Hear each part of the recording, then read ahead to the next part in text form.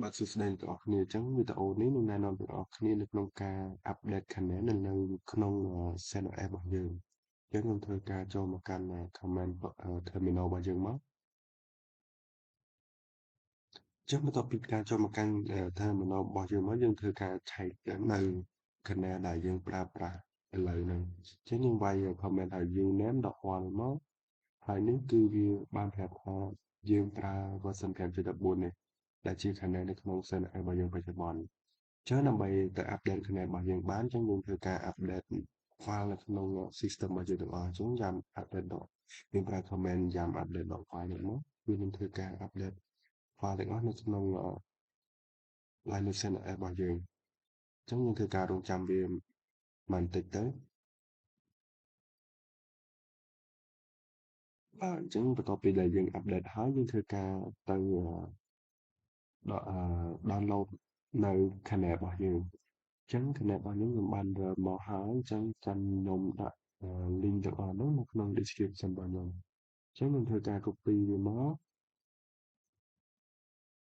ដើម្បី download Canon ហ្នឹងខ្ញុំមិនខ្ញុំប្រើ wget អញ្ចឹង wget ហើយខ្ញុំធ្វើការផាសវាចូលអញ្ចឹងផាសវាចូលខ្ញុំធ្វើការ download វាមកអញ្ចឹងនេះខ្ញុំបានខ្ញុំធ្វើការ LS នេះអញ្ចឹងខ្ញុំធ្វើការយើងបាន download ហើយអញ្ចឹងបន្ទាប់មកយើងធ្វើការដំឡើងវាខ្ញុំប្រើ comment ថា rpm ដក rgx បន្ទាប់មកខ្ញុំដាក់ scanner អញ្ចឹងខ្ញុំធ្វើការតម្លើងអញ្ចឹងនៅពេលតម្លើងវាត្រូវការ dependency 2អញ្ចឹងខ្ញុំធ្វើការតម្លើង dependency ហើយ dependency នេះគឺខ្ញុំបានយកវាមកដល់អញ្ចឹងខ្ញុំធ្វើការ wget យើងធ្វើការ copy មក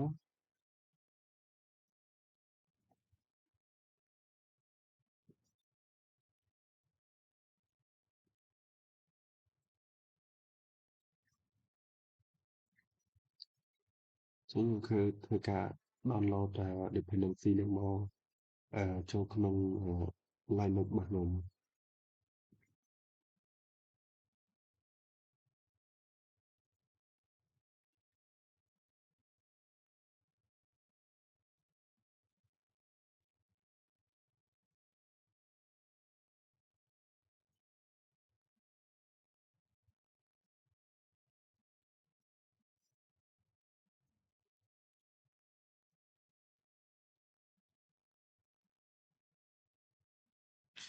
អញ្ចឹងបន្ទាប់ពីយើងតម្លើងdependency មួយទៀតយើងធ្វើការតម្លើង dependency មួយទៀតមក wget បាទខ្ញុំធ្វើការតម្លើងមួយទៀតបន្ទាប់ពីតម្លើងហើយយើងធ្វើការពេល download ហើយយើងធ្វើការតម្លើងអឺតម្លើងនៅ dependency យើងសិនហើយចាំទៅតម្លើង Canon របស់យើង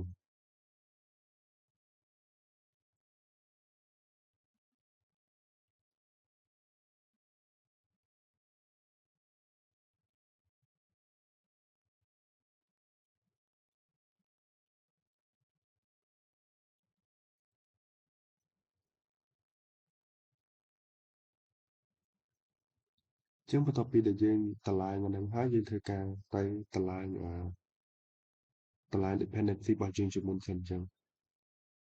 អញ្ចឹងវាមាន3អញ្ចឹង dependency របស់យើងមាន core និង module នេះអញ្ចឹងខ្ញុំធ្វើការតម្លើងមកយើងប្រើ command ថា rpm ដក iva ណាដកអំបៅដក core ទៅមកអញ្ចឹងយើងធ្វើការតម្លើងវាសិន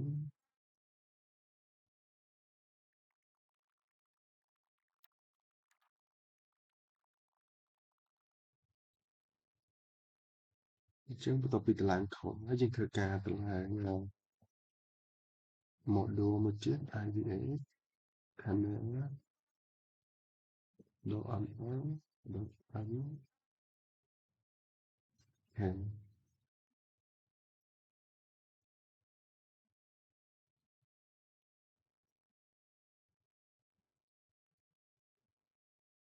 អញ្ចឹងបន្ទាប់ពីការតម្លើង nếu có những thời gian tương lai bao nhiêu một chút cứ khả năng nó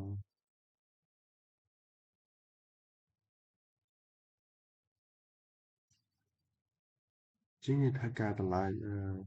khả năng hay những thời gian reboot là lấy những chạy mới dù nên dây sấn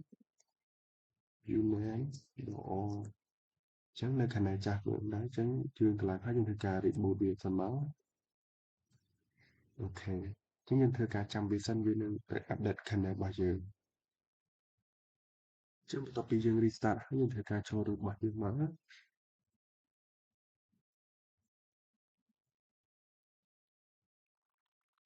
chứ những lời thời mình đẹp bao nhiêu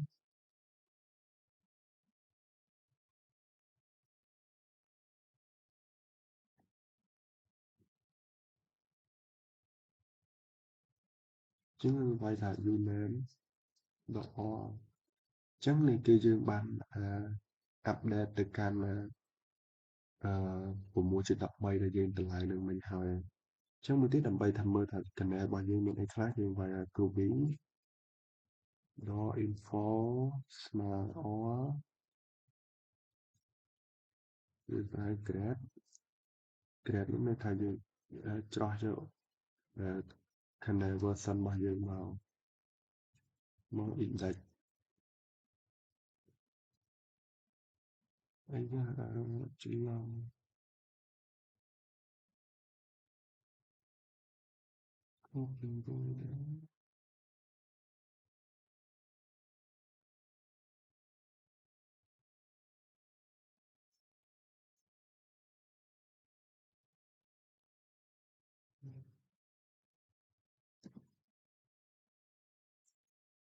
ចូលបានចេះបាទអញ្ចឹងនេះយើងមាន index ចំនួន4គឺ0 1 2 3ហើយនេះគឺជា version ដែលមុនដែលយើងបានប្រើអញ្ចឹងកន្លែងនេះគឺខ្ញុំចង់ set up ទៅកាន់ channel ដែលយើងតម្លៃមិញគឺជា default អញ្ចឹងយើងប្រើ command នេះមកយើងប្រើ group B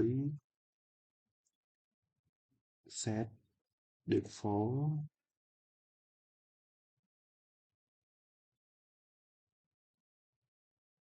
index ស្មើ0អញ្ចឹងដោយសារតែ channel ដែលយើងតម្លៃមិញនេះ index ស្មើ0ដាក់ index ស្មើ0មកអូខេអញ្ចឹងន័យថា channel ដែលយើងតម្លៃមិញគឺជា default ឬរាល់ហើយ